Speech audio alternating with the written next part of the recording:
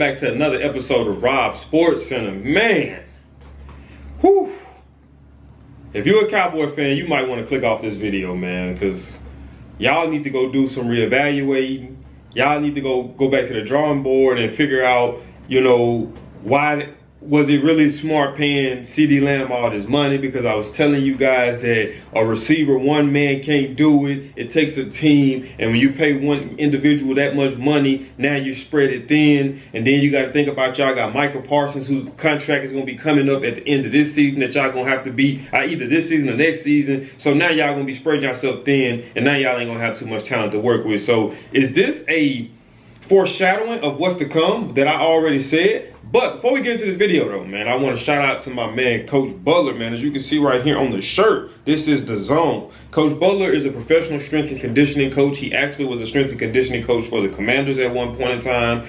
So shout out to Coach Butler. That he resides in Ruston, Louisiana, where I'm from as well. He got his facility. He got things in motion. We've been in talks, and I told him that I was going to promote his stuff the best way that I can. So shout out to Coach Butler. Now, specifically, let's get into this video, man.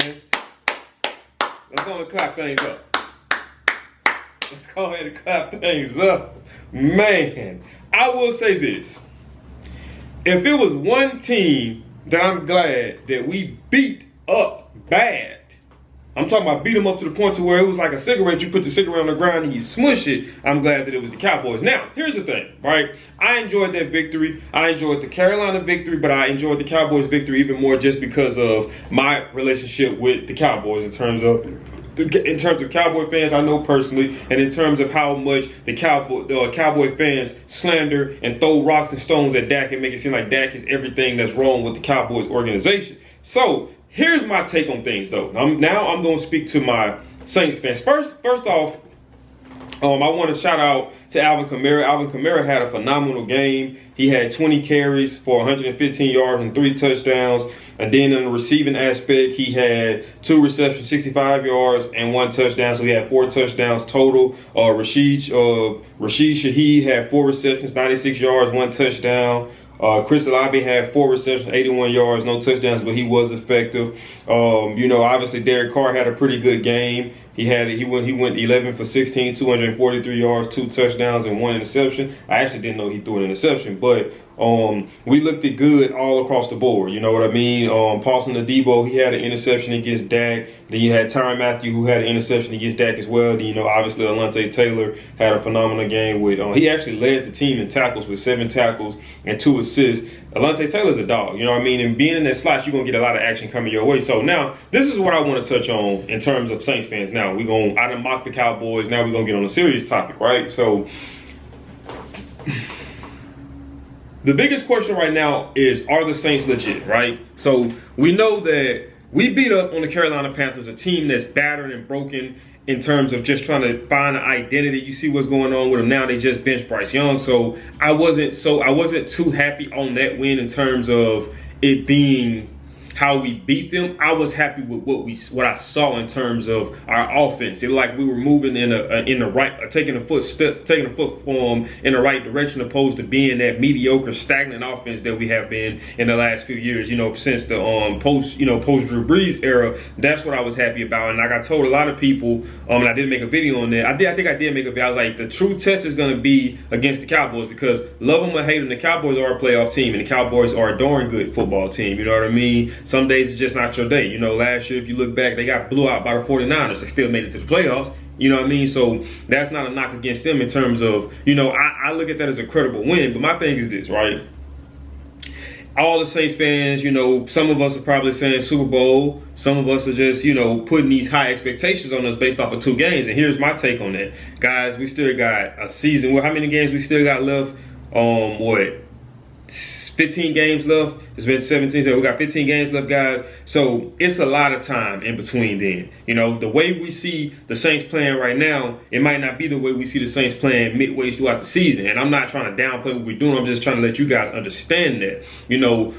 Every game is not going to come out. We're not going to come out and dominate like how we've done the Panthers and how we've done the Cowboys. You know what I mean? So you got to take those things into consideration. And I guarantee you that even if the Cowboys, if you're a Cowboy fan, you're still watching this, you guys shouldn't, in my opinion, be worried. You lost to a good football team, which is the New Orleans Saints. You lost in an embarrassing aspect, because if you even think about the touchdown that CeeDee Lamb got, if Tyrann Mathieu didn't over pursue that tackle, that's a tackle. You might not have those points. You see what I'm saying? So it was an overall ass kicking, but I think that there was things that they can improve on and get better at. And this is what I was telling people too.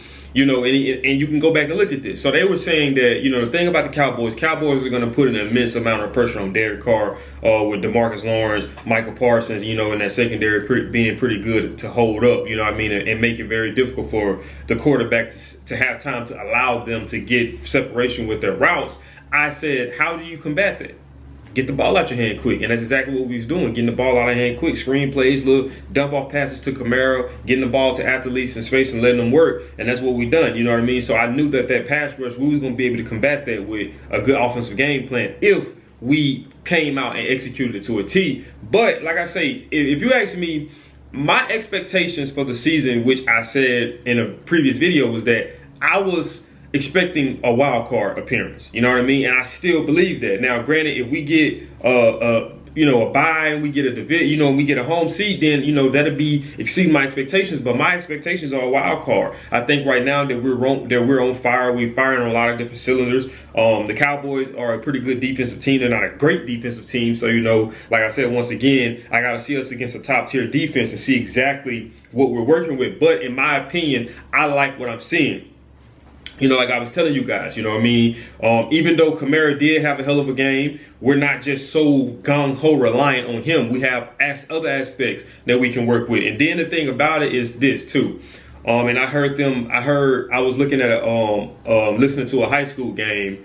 And it was a high school in Louisiana, Neville High School, and the head coach, and he was talking about how effective they have been at the deep ball. And he was saying that whenever you're effective at the deep ball, it puts the defense on their heels because they don't know what to expect. You know, if you're going up against a team that has a very phenomenal run game like us with Alvin Kamara and Jamal Williams, and even, you know, incorporating Taysom Hill, you want to stack that box to combat that. But at the same time, if I'm stacking that box, that means I'm leaving my receivers, remember my DBs out there on islands with speedster receivers like Shaheed and Chris Olave. You see, so it puts you in a very tough predicament, and it's harder to game plan against that, because it's hard to say, okay, we're going to come out and we're going to stop the run, and we're going to come out and we're going to stop the pass. You know, sometimes you got to kind of be like, okay, we're going to come out and we're going to commit to stopping one thing, and we just going to have to try to maintain it and not allow the other thing to really beat us because we're so gung-ho on stopping this. You see what I'm saying? So I think that that's something that we haven't had in the last few years. Like I said, man, if you look at this season, we probably scored more points in the first two games than we did probably the first half of the whole season. And I'm talking about in terms of passing yards, rushing yards, all those things, you know, field goals made. So we superseded where we were at past season. So those are the things that I'm looking at.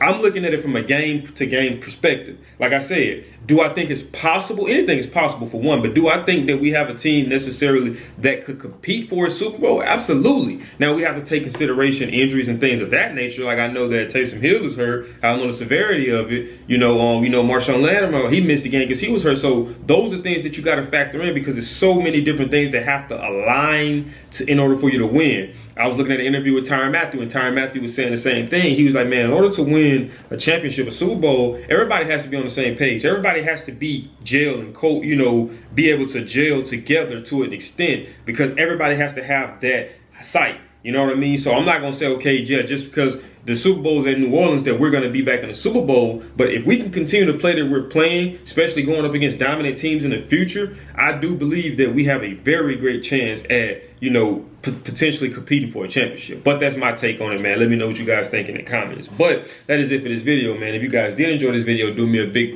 favor, man. Smash that thumbs up button. Also, if you're new to the channel, make sure you subscribe. And when you subscribe, click that post notification bell where you be notified on all things Rob Sports Center, man. And I'll see y'all in the next video. I'm out this thing. Peace.